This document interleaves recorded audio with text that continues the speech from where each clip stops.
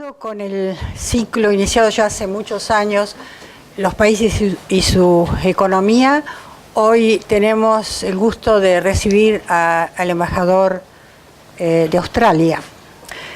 El señor embajador Noel Campbell es un alto funcionario de carrera del Ministerio de Relaciones Exteriores y Comercio Internacional de Australia. Antes de su designación en 2014 como embajador de Australia en Argentina, Uruguay y Paraguay con sede en Buenos Aires, fue director general de organismos internacionales de la Cancillería en Canberra. Anteriormente fue secretario oficial y jefe de gabinete del gobernador de Nueva Gales del Sur. En el exterior, el señor Campbell se ha desempeñado como embajador en España, Emiratos Árabes Unidos y Yugoslavia. También ejerció diversas funciones en Washington, Ginebra y Lima.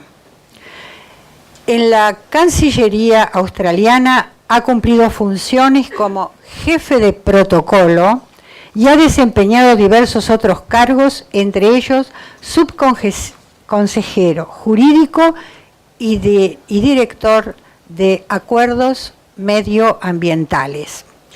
Fue jefe de gabinete en el despacho del director general del Organismo Internacional de Energía Atómica en Viena.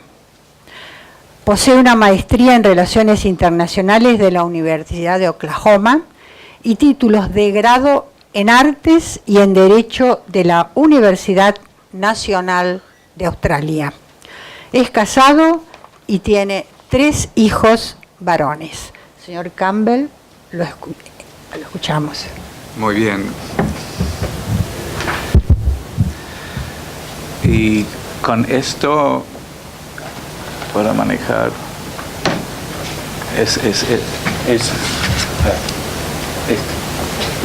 Ok, perfecto.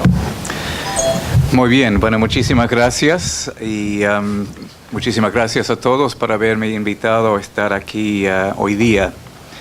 Es la primera vez que he estado en esta universidad, aunque he dado charlas y presentaciones muy parecidas en varias otras universidades dentro del país. El propósito de mis palabras esta mañana es efectivamente doble. En primer lugar, me gustaría darles una impresión de cómo Australia, un país de tradición democrática occidental, ha encarado su relación política, económica y estratégica con la región emergente más dinámica del planeta, es decir, Asia y el Pacífico.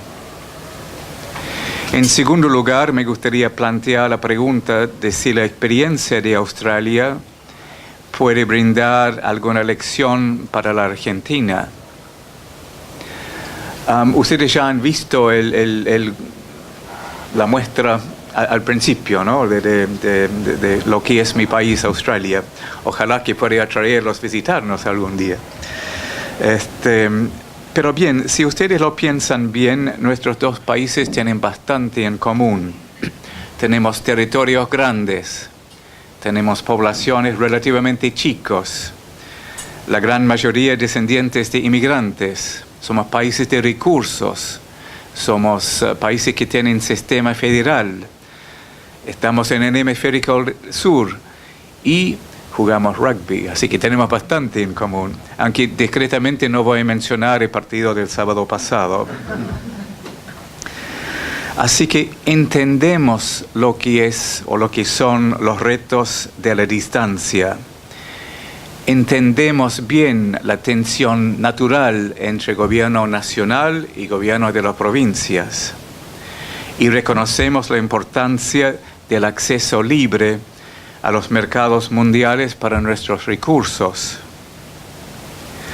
La verdad es que los ciudadanos de ambos países, sin embargo, tienen una imagen a uno al otro un poco estereotípico.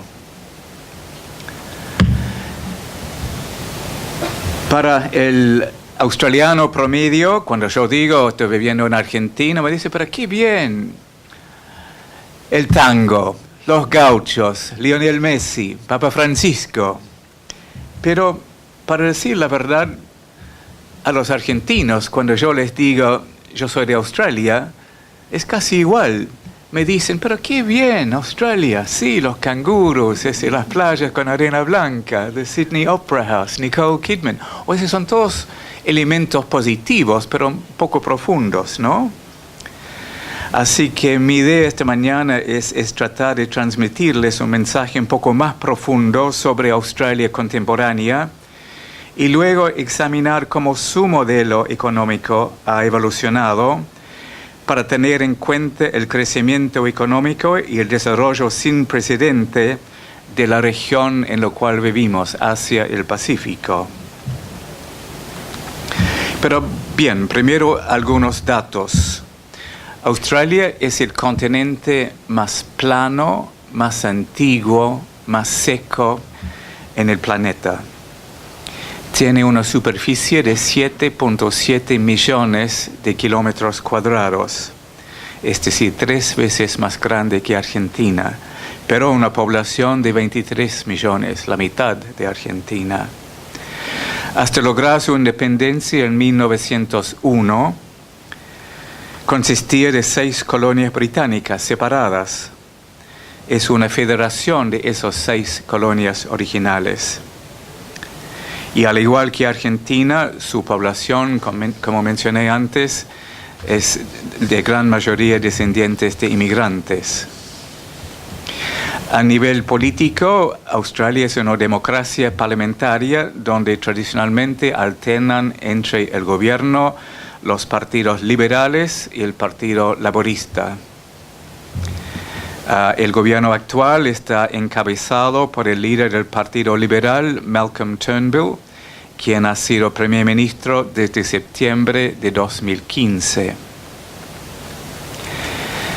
Desde Argentina puede parecer que hay un largo trecho hasta Australia y que tiene poca importancia en el mundo.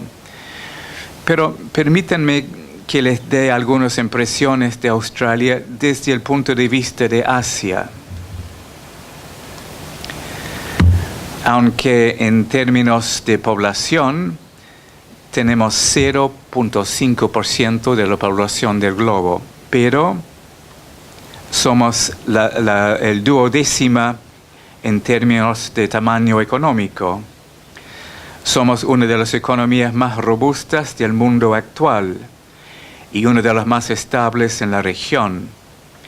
Lleva 26 años consecutivos de crecimiento económico y en los últimos 10 años más que duplicó su Producto Interno Bruto. Proyecciones moderadas reflejan desde de aquí hasta 2020 tendrá un crecimiento de aproximadamente 3% promedio anual. En términos de nivel de vida también nos encontramos entre los 20 primeros países del mundo. También estamos entre los 12 primeros en lo que se refiere a gasto en el campo militar y mantenimiento de la paz. Así que efectivamente somos un país relativamente rico que busca crear estabilidad y paz en nuestra región. Somos partidarios activos también de la democracia y de valores como derechos humanos. Somos líderes en fomentar normas de cooperación. Promovemos el libre mercado y la adhesión a las instituciones multilaterales. Y en términos de la política regional, pienso que es justo decir que somos bastante activos dentro de nuestra región. No somos, sin embargo, una fuerza motriz o una superpotencia. Por eso, para nosotros, las instituciones regionales y multinacionales son vitales. La verdad que Australia se beneficia bastante, enormemente, la verdad, de un orden global y regional basado en principios y normas y reglas. Australia entiende la promoción entre sus vecinos de estos principios, normas y reglas como algo en su propio interés. Teniendo en cuenta la posición de Australia en Asia y este cambio de la zona de influencia económica y estratégica global en dirección a la región de Asia-Pacífico, queda claro el por qué Asia es un punto clave para la política y el comercio exterior de Australia. Asia es un lugar lleno de diversidades, difícil de clasificar. En Asia se encuentran los dos países más poblados del mundo, China y la India. También dos de las tres economías principales, China de nuevo y Japón. La mayor democracia del mundo, la India. Y el país con mayor población musulmana del mundo, Indonesia. Esta región tiene pocas características comunes que la unan. Se compone de miles de idiomas y de numerosos grupos étnicos, costumbres, sistemas sociales, religiones y culturas distintas. Es una región verdaderamente de contrastes. Un amplio abanico de sistemas políticos, desde dictaduras militares hasta monarquías liberales, desde democracias funcionales con un alto grado de libertades hasta regímenes autoritarios. Incluye algunas de las mayores economías del mundo y los más altos niveles de vida que contrasta con una pobreza absoluta y sórdida. Se encuentran tecnología avanzada y ciudades cosmopolitas a solo horas de áreas rurales con niveles de desarrollo que no han variado en miles de años. La manera de hacer negocios, las leyes y las expectativas pueden variar mucho de un país al otro y a menudo desconcierta a terceros. Todos esos factores se combinan para dar lugar a una región compleja y llena de retos. Australia ha trabajado durante décadas para establecer lazos y un entendimiento fuerte y construir relaciones duraderas. En la práctica, esto significa asistencia, ayuda al desarrollo. Significa intercambio y colaboración en materia política, en materia militar y de seguridad, cooperación en la lucha contra el terrorismo, acuerdos económicos como los acuerdos de libre comercio, cooperación en materia de educación, intercambios culturales y relaciones interpersonales mediante el turismo y la interacción académica. Al mirar las estadísticas económicas, la importancia de Asia en el mundo en el siglo XXI se manifiesta con rapidez. Las previsiones para el año 2020 indican que Asia supondrá hacia 45% del PIB global. Tendrá un tercio del comercio global. Usará más que la mitad del incremento de consumo energético mundial. Y tendrá el 56% de los casi 8.000 millones de habitantes del mundo. Mientras la zona de influencia comercial mundial se desplaza hacia la región de Asia y el Pacífico, Australia, como comerciante global estrechamente ligado a Asia, está bien situado para sacar el mejor partido de este cambio.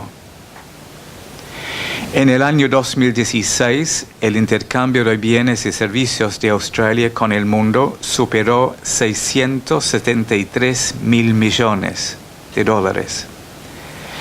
De ese monto, cerca de 2/3 de nuestro intercambio total fue con Asia. China es el mayor socio comercial de Australia y su mayor mercado de exportación, con un comercio total bilateral valorado en 155 mil millones de dólares en 2016. Estados Unidos está un lejano segundo puesto, con un comercio bilateral valuado en 64 mil millones, seguido de Japón con 61 mil millones de dólares. En comparación, el intercambio con la Unión Europea es aproximadamente 98 mil millones de dólares. Analizando el comercio de Australia por zona geográfica, se destacan aún más los lazos de Australia con Asia. En 2016, Asia representó un 78% de las exportaciones australianas. De igual manera, Asia dominó las importaciones australianas, representando más que 60%, por un total de 227 mil millones de dólares.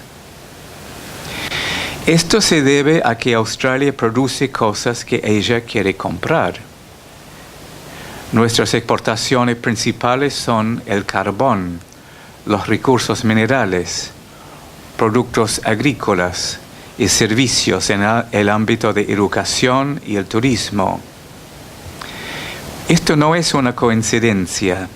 Durante décadas, Australia ha buscado tanto un cambio económico interno que nos hiciera más competitivo en el mercado asiático, como políticas de comercio internacional que estimularon el libre comercio. En casa, Australia ha eliminado o reducido progresivamente subsidios a las industrias no competitivas. Ha eliminado o reducido aranceles proteccionistas. Ha incluido leyes de competencia nacional. Ha desregulado su mercado financiero. Ha liberalizado el tipo de cambio. Ha descentralizado su mercado laboral y ha anclado sus políticas macroeconómicas. Australia también persigue acuerdos de libre comercio bilaterales coherentes con la Organización Mundial de Comercio. Por ejemplo, tenemos acuerdos de libre comercio con Singapur, con Malasia, con Tailandia. Y en los últimos 3 años hemos finalizado acuerdos de libre comercio con Japón, con la República de Corea y con China. También estamos negociando un acuerdo similar con la India. Esta red de acuerdos le da a Australia un acceso preferencial a un mercado de enormes dimensiones. También le ofrece oportunidades a los socios comerciales de empresas australianas, incluyendo empresas argentinas, ¿por qué no?, para ingresar a este mercado. No es un mercado, es un mercadazo. En ese sentido, Australia puede servir como una plataforma para América Latina en la Asia. El giro hacia Asia del siglo XXI no es solamente económico o demográfico, sino también estratégico. 3 de las mayores potencias militares del mundo, China, la India y la República Democrática de Corea, se encuentran en Asia.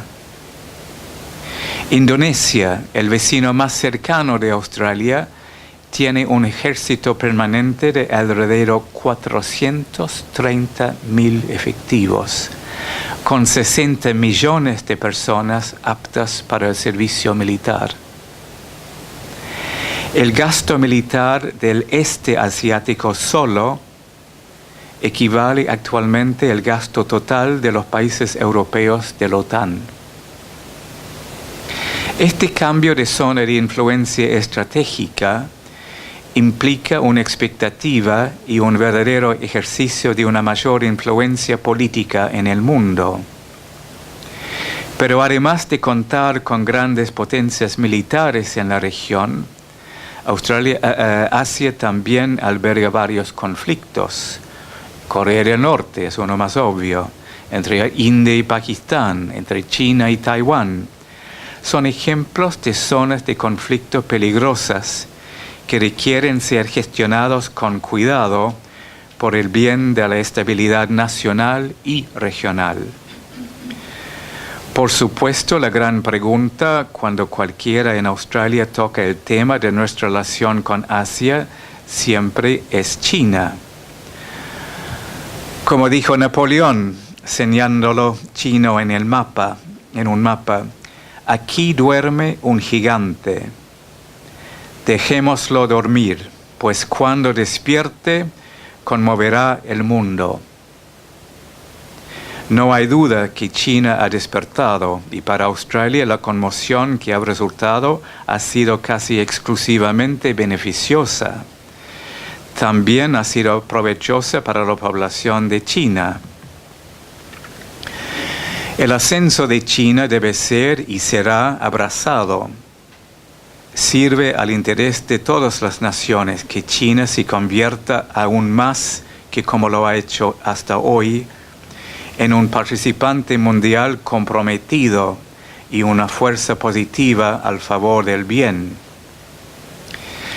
Sin embargo, interrogantes respecto del impacto que tendrá el ascenso y el crecimiento de poder de China en la seguridad de la región y, por cierto, del mundo entero. ¿Qué clase de potencia será China en 20 o 30 años? ¿Cómo evolucionará su sociedad, su economía, su sistema político? El conflicto creciente que hemos visto en el mar de la China Meridional sin duda es preocupante para Australia. En conclusión, Australia reconoce que su seguridad y su prosperidad dependerán en gran medida del desarrollo político y económico de sus amigos y vecinos asiáticos. Pero también es importante que a nivel mundial se sea consciente del papel de Asia en el mundo. La manera en la que Asia se adapte a estos cambios en la zona de influencia económica y estratégica en las próximas décadas tendrá repercusiones importantes en el paisaje global. El crecimiento continuo de China y la aparición de la India ocasionarán casi todo con seguridad el cambio más significativo. Pero permítanme terminar con algunas palabras del por qué todo eso debería resultar pertinente a la Argentina.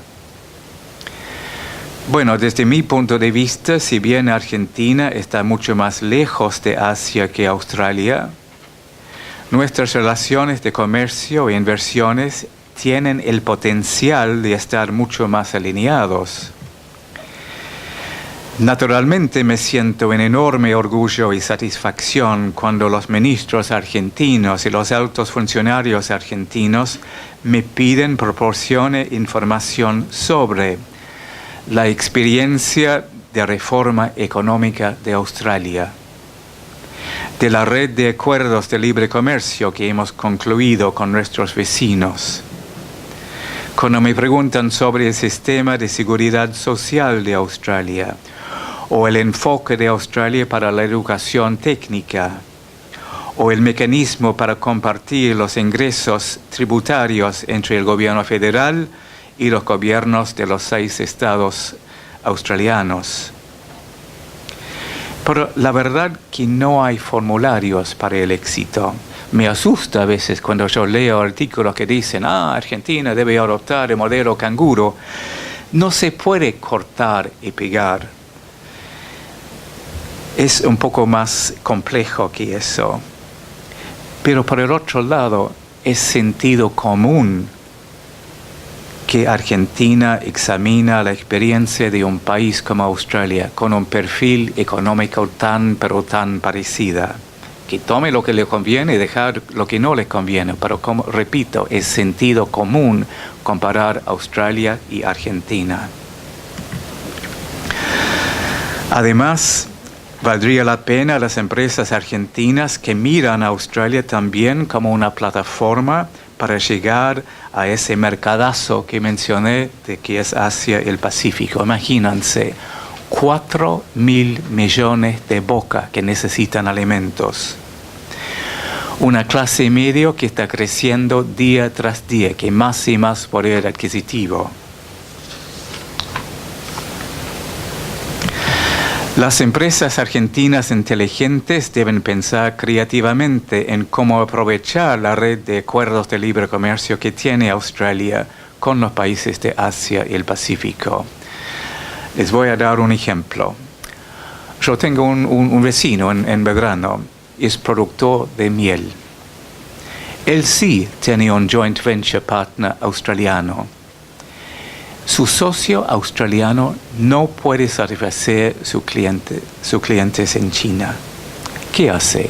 Importa miel de Argentina. Tiene que hacer un proceso de reenvasa y blending para tener el producto, el toque australiano, para aprovechar del acuerdo de libre comercio con China. Pero ese proceso quiere los tres actores contentos. El argentino tiene su mercado en australiano, el australiano puede satisfacer sus clientes chinos y los chinos tienen miel en la mesa. Obviamente no es tan simple como eso, pero estos son precisamente las clases de opciones creativas que debemos conversar. Bueno, Australia y Argentina estamos o podríamos estar produciendo competitivamente lo que Asia necesita, lo que Asia demandará cada vez más: carne, productos de madera, granos, tecnología de información y comunicaciones. Ambos enfrentamos muchos de los mismos problemas: variaciones de precios de recursos, falta de agua, cambio climático, la mejora del uso de las nuevas tecnologías. Nuestro desafío será hacer frente de manera eficaz a esos desafíos y aprovechar al máximo el ascenso de Asia para bien de todos nuestros compatriotas. Bueno, muchísimas gracias por su atención.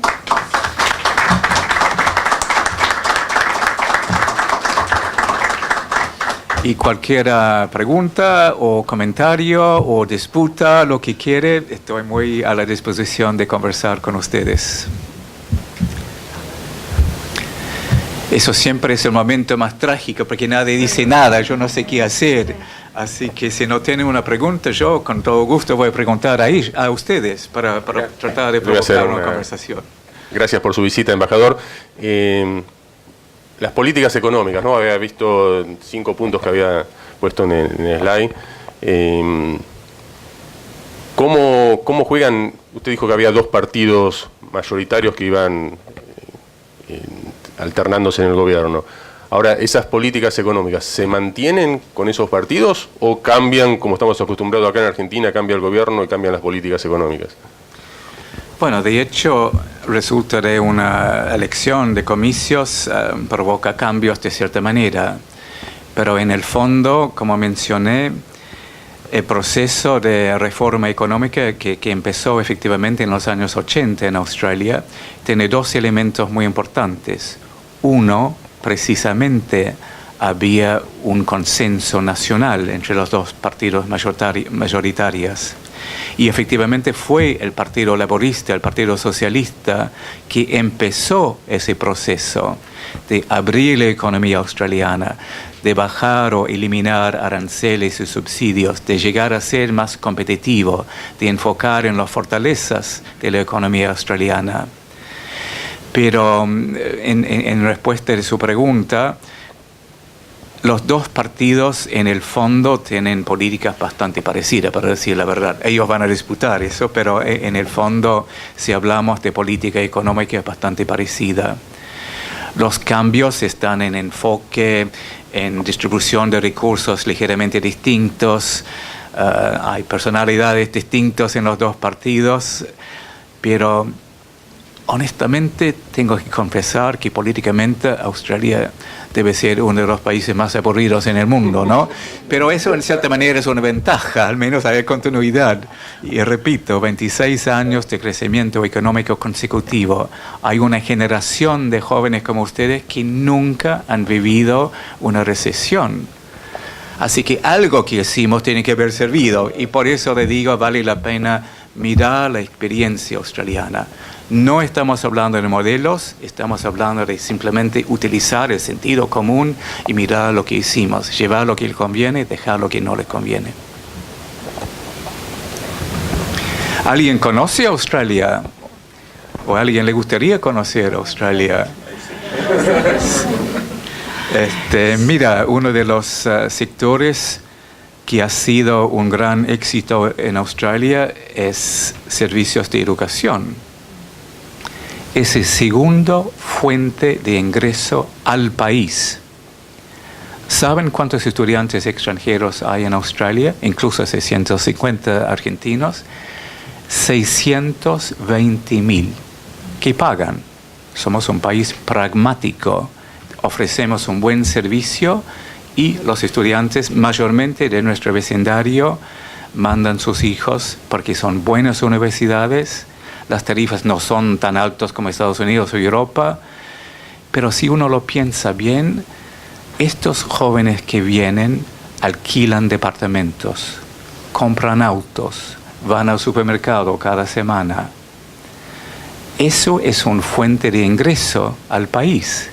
Tiene un efecto multiplicador súper importante. Repito, somos un país pragmático.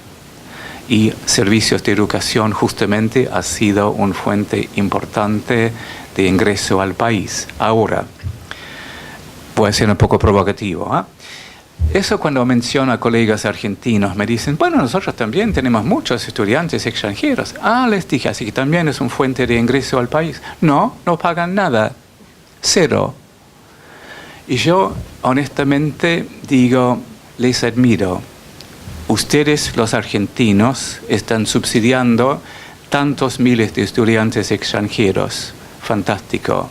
Nosotros no tenemos los recursos de hacer eso, porque no podemos hacer eso, invertir en infraestructura y en nuevas industrias y en mejorar el sistema educativo sin cobrar algo.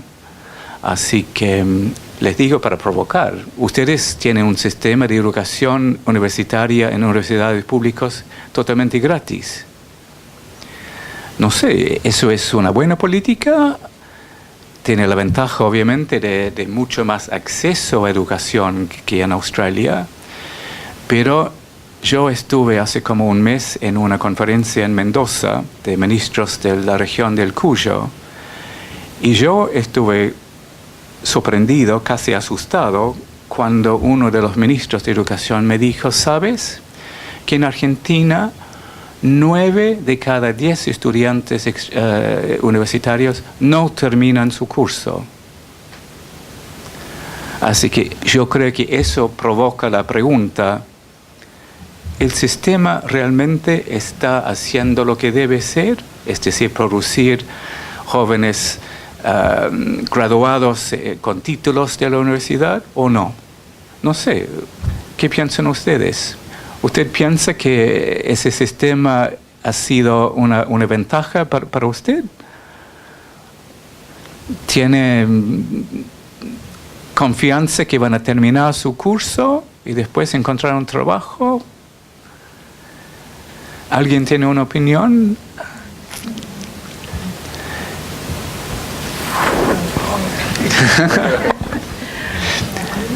Lamentablemente eso no es el curso de comunicación, obviamente, ¿no? Pero en fin, me gustaría saber lo que piensan. Ustedes son los estudiantes, ustedes son los beneficiarios de ese sistema tan generoso, en mi opinión. Esto me da la impresión que es una universidad bastante nueva, ¿no? 32 años. Bueno, no tan nuevo, pero ya. Para el sistema universitario nuestro no. Ya. ¿Qué porcentaje de sus estudiantes terminan su curso? ¿Se gradúan? Ya. 11%. 15%. Bueno, es más o menos parecida a la cifra que me dieron en Mendoza. En general, ¿Y usted ve que eso es algo positivo o que falta? ¿Por qué tan pocos? Bueno, vendría bien ahora que están ustedes aquí ahora, para que nos cuenten un poco. Yeah.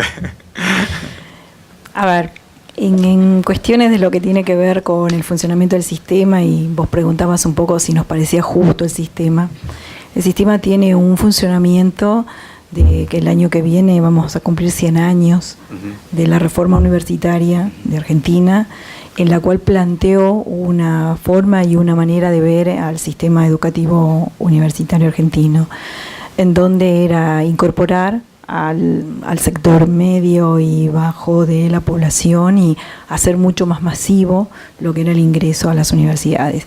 Y esto se vino cumpliendo, un poco como hablábamos en la charla anterior, con los altibajos que tiene nuestro país y con todo lo que nos pasó en los últimos 100 años, pero es una política universitaria y un sentido del hacer en el sistema nuestro.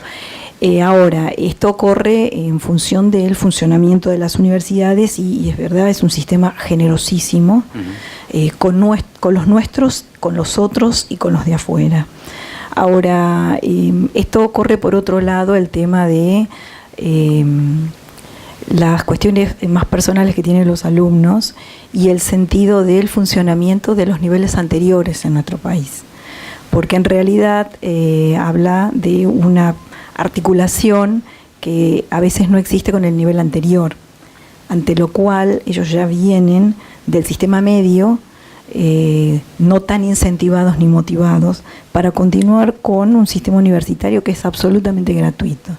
A veces nosotros también nos preguntamos esto, tenemos un ingreso de más de 3.000 alumnos por año en esta unidad académica solamente, y tenemos unos, tal vez 500, 600 graduados por año, o sea que hace la diferencia, pero a veces nos los preguntamos a ustedes que están acá sentados, el esfuerzo, y es un tema de esfuerzo, mucho de esfuerzo. Tal vez deberíamos trabajar un poco más en las cuestiones que tienen que ver motivacionales y personales que lo disciplinar profundo. Creo que sería una combinación de por qué están, para qué están, cómo les va a servir, a dónde van a llegar, lo que esto les puede producir, y sobre todo los profesores, en el caso nuestro o en el mío particular, que soy primera generación de profesionales, particularmente creo en el sistema nuestro, lo apoyo, lo sustento, lo defiendo, pero creo que también es un tema de cada uno, de lo personal, y el agradecimiento en general, porque es cada uno de nosotros lo que aporta generosamente al sistema, y no se aprovecha. Pero si hay que buscarle una vuelta, creo que hay que empezar por las cuestiones más personales y hacer un trabajo intenso y profundo con los niveles anteriores. Me parece, no es una opinión muy personal mía, de alguien que pasó por los niveles. Pero creo que, no sé, ¿alguno se anima a contar del nivel anterior? ¿Cómo los incentivaron para estar aquí? ¿O se incentivaron solos? ¿No hay ningún alumno mío aquí? No, pues yo los hago hablar bastante. No veo ninguno. Pero, bueno, ¿alguno se anima? No son muy animados, en fin. Como les dije antes, yo siempre creo que es bueno mirar otro modelo, otro ejemplo. En Australia son menos universidades, hay menos estudiantes como porcentaje que van a la universidad. Pero por el otro lado tenemos un sistema de educación técnica que es mucho más desarrollado que acá. La filosofía en Australia es que hay que vincular educación con empleo. No vale la pena tener programas gratis y acceso generoso para estudiar, qué sé yo, panadería, si no hay necesidad para panaderos. Así que en Australia hay un porcentaje distinto a los que van a la universidad y los que van a educación técnica. Es mucho más importante como parte del sistema educativo, porque es ahí donde muchos de los jóvenes aprenden capacidades que verdaderamente necesita la fuerza laboral. Así que ese vínculo es efectivamente el raíz del sistema australiano, el vínculo entre educación y la posibilidad de encontrar trabajo. Nosotros también siempre somos un país de inmigración. Recibimos como 200,000 inmigrantes por año. Y esos inmigrantes mayormente vienen por razones económicas. También tenemos un programa grande de refugiados, pero la gran mayoría vienen porque quieren un estándar de económica mejor que en sus países de origen. Y eso también es una fuente importante de llenar los huecos en el perfil de empleo en Australia. O si no queremos importar desempleo, pero por el otro lado tenemos escasez de gente trabajando en varios sectores, y eso cambia, obviamente, depende en el desarrollo económico. Podría ser el sector minero, podría ser el sector agropecuario, podría ser profesores, podría ser peluqueros, qué sé yo. Así que eso es otro elemento en Australia que es un poco distinto que lo de aquí en Argentina. Pero bien es cierto, educación obviamente es clave para el desarrollo de cualquier país, pero a lo mejor hay que sintonizarlo en una manera inteligente para que estamos capacitando gente en una manera que van a poder encontrar trabajo. Es decir, no hay mucho sentido en tener una generación de sociólogos si no hay posibilidad de encontrar trabajo en ese ámbito. Así que eso, como les dije, simplemente ha sido el sistema en Australia que nos ha servido bien. ¿Todas las universidades pagan? ¿Hay universidades estatales gratuitas? Todas las universidades en Australia son estatales, son todos públicos y todos tienen que pagar algo. Como le digo, no es algo súper alto. Yo tengo 3 hijos, los 3 fueron a la universidad. El sistema es que el gobierno da a los estudiantes un préstamo. Es como 1% de interés y no tienen que pagar de vuelta o empezar a pagar de vuelta hasta que tienen un ingreso anual de como $35,000. Así que la verdad que no, y yo digo por mi propia experiencia, no es un peso extremo. Pero la filosofía es que es un servicio que está ofreciendo el Estado y por cualquier servicio debemos pagar algo. Es valorizar la educación, efectivamente. Y la investigación, se supone que los estudiantes, que la universidad está formando futuros investigadores. Entonces, en ese criterio tan particular para nosotros, ¿cómo es que ustedes tienen planificado los futuros investigadores en función de esa filosofía? Sí, esa es una muy buena pregunta, porque inversión en investigación, inversión en innovación también ha sido parte de la explicación por el crecimiento económico australiano. Con respecto a investigación a nivel universitario, el Estado ha dicho a las universidades efectivamente, bien, nosotros le vamos a apoyar, sí, vamos a ser el contribuidor principal para programas de investigación. Pero ustedes, las universidades, también tienen que generar ingreso. ¿Cómo lo hacen? Hay 2 formas. Primero es atraer estudiantes extranjeros que pagan. Segundo es trabajar con el sector privado. Alrededor de todas las universidades australianas, son todos públicos, le dije, alrededor de todos ellos hay instalaciones del sector privado. Por ejemplo, una compañía de drogas que dice a la universidad, bien, nosotros nuestra compañía necesita investigación sobre cómo enfrentar malaria. Así que le vamos a dar $20 millones y ustedes nos van a dar investigación a tal tema que podría dar a nosotros una ventaja competitiva. Todos contentos. La universidad tiene su ingreso de $20 millones. La compañía recibe investigación que vale a ellos, y los estudiantes, los investigadores, están haciendo investigación por un motivo, no investigación por estimulación metafísica. Además, es un camino a un trabajo al futuro. Así que es un sistema que en Australia ha trabajado muy bien, ese de colaboración con el sector privado.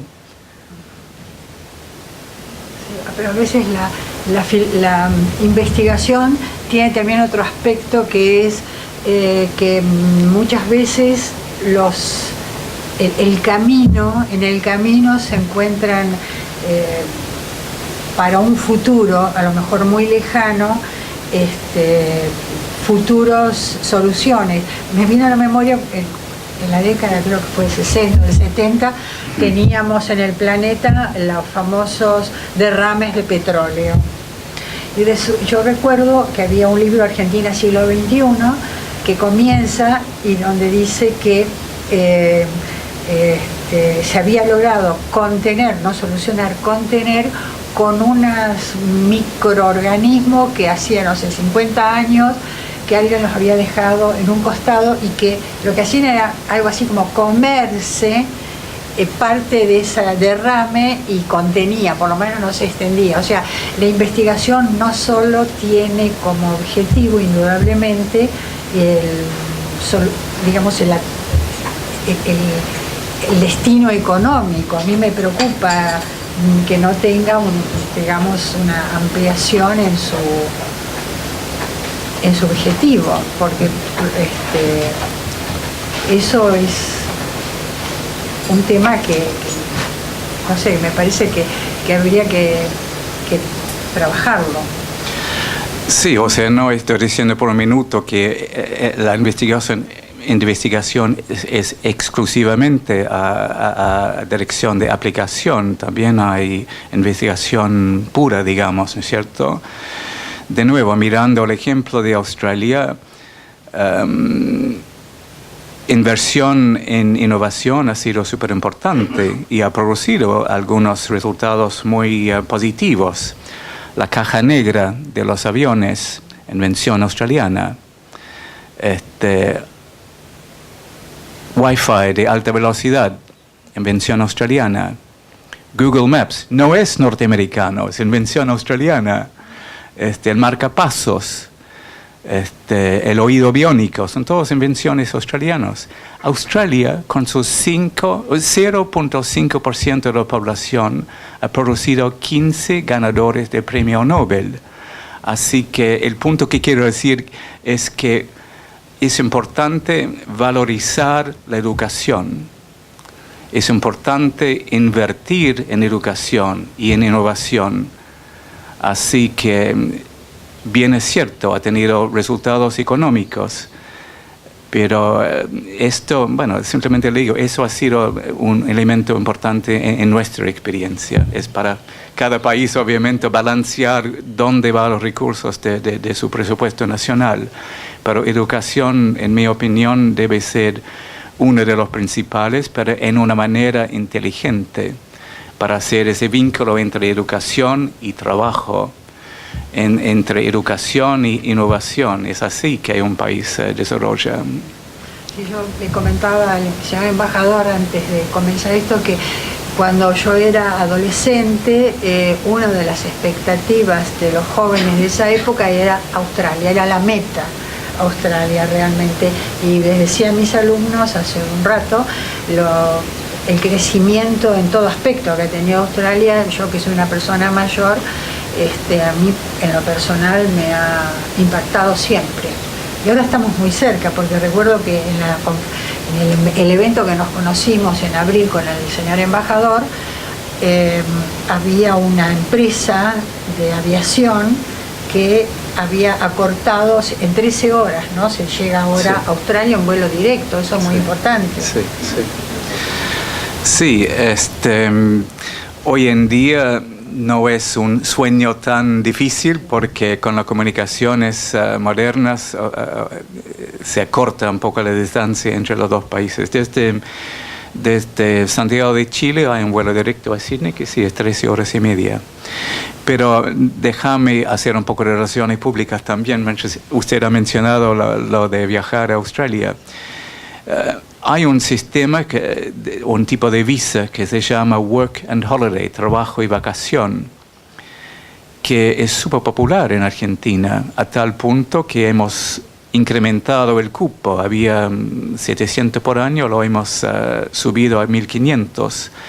Esto permite que los jóvenes puedan irse a Australia, trabajar, ganar plata, viajar, lo que quieren, y tomar vacación, efectivamente, ¿no? O sea, dar el permiso de trabajar sin ningún límite. Mira, lo más probable es que no va a trabajar en sectores de ciencia nuclear, pero si uno trabaja en un café, un bar, se gana bien allá y se puede ahorrar, se puede viajar. Es un sistema fantástico, honestamente. Está expuesto a otra cultura, puede mejorar su inglés, pueden simplemente conversar con jóvenes de su propia edad sobre lo que significa la vida, ¿no? O sea, pero hay un riesgo en eso. Mi hijo mayor hizo eso, fue a Alemania. Bien, fue a Alemania. ¿Mejoró su alemán? Sí. ¿Se encontró muchos amigos alemanes? Sí. Hasta tal punto que se casó con uno de ellos y ahora está viviendo y trabajando en Berlín. Así que eso es el riesgo de tomar ese visa de trabajo y vacación. Lo que sería interesante que el aspecto cultural, todo el tema cultural se acercara más a nosotros. Hay pocas exposiciones de artistas plásticos, no llegan, cine australiano prácticamente no hay. A ver si usted nos brinda ese camino tan interesante que todavía está en deuda Australia con nosotros, quisiéramos conocer más. Bueno, ese elemento trabaja en las dos direcciones, primero. Segundo, la buena noticia es que sí, hay vínculos que están creciendo. Justamente el sábado pasado yo fui a una exposición que se llama Bienal Sur de la Universidad 3 de Febrero y justamente había un trabajo australiano allá. El próximo jueves tenemos un violinista australiano que está tocando en el Teatro Colón. ¿Puede hacer más? Obviamente sí, pero yo creo que dentro del perfil cultural está mejorando. Nosotros justamente fuéramos el país de enfoque para Pantalla Pinamar, el festival de cine cada año que fue en abril, creo, en Pinamar. Trajimos 2 actores australianos que también asistieron a eso, así que a pesar de la distancia, yo creo que poco a poco con los medios de comunicación estamos acercando día tras día. Ojalá para el próximo FIBA venga, porque este FIBA creo que empieza el mes que viene, el Festival Internacional de Buenos Aires, que es teatro. No había anunciado, ojalá que el próximo venga una compañía australiana. Sería fantástico, porque realmente es un país que hay que prestarle muchísima atención, les decía a mis alumnos, porque realmente es un modelo a tener muy en cuenta. Como usted dijo, no es cuestión de copiar, de cortar y pegar, ¿no? Pues su expresión, pero sí tenerlo en cuenta, porque realmente es un gran país. Bueno, yo estoy siempre tratando de provocar un poco de conversación de los estudiantes. En primer fila, ¿qué piensa usted cuando piensa de Australia? Los canguros, ya lo sé, pero más allá de los canguros. Nada, después de ver el video de presentación, la verdad que me quedé impactada con toda la belleza que tiene. Ya. No sé, en algún momento me gustaría... Australia te espera, ya, cómo no. Sí, no, eso sería fantástico. Pero, bueno, más que nada simplemente quería plantear la idea que dos países bastante parecidos, dos caminos distintos, vale la pena mirar la experiencia de uno al otro y juzgar eso mismo cuál es el camino que ustedes eligen, ¿no? Esta clase es de economía, ¿no es cierto? Sí, tenemos dos carreras. Ajá. Contador público y licenciado en administración. Bien. Esta facultad es de ciencias económicas. Ya. La universidad tiene 5 facultades. Una pregunta a usted. No, mira afuera. ¿Usted está aquí por razones de trabajo, porque quiere estudiar, porque quiere ser contador? ¿O qué es su motivo estar aquí en la universidad? Yo porque, como decía la profesora Salvatierra, digamos, si me recibo, sería la primera generación de profesional. Y más que nada yo terminé el secundario y me incentivé más que nada al lado contable. Después vi que mucho no era a mi lado y me fui a la rama administrativa. Yo en mi caso, sí, me quiero recibir de licenciado en administración y ya tenía la meta de terminar el secundario y seguir estudiando porque no me quería estancar y quería seguir. Por eso que también tengo la meta de recibirme y después capaz ser contador y después seguir, porque no me quiero seguir, quiero apuntar siempre a más. Fantástico. Así que tienes la idea de terminar, no vas a ser uno de los 9 que no terminan. Qué bien, qué bien. ¿Y otros están aquí por razones de trabajo, por razones que son los primeros en su familia de estudiar? ¿O nadie sabe por qué están aquí? Bien, bueno. Bueno, yo creo que he intentado de provocar y he fallado totalmente, pero a lo mejor después podemos conversar a nivel más informal. Bueno, por mi parte, entonces, muchísimas gracias de nuevo por la invitación. Ha sido un verdadero placer estar aquí, la primera vez en mi vida aquí. Así que les dejo ojalá con algo para pensar y quién sabe, a lo mejor les esperamos en Australia algún día. Muy bien, muchísimas gracias.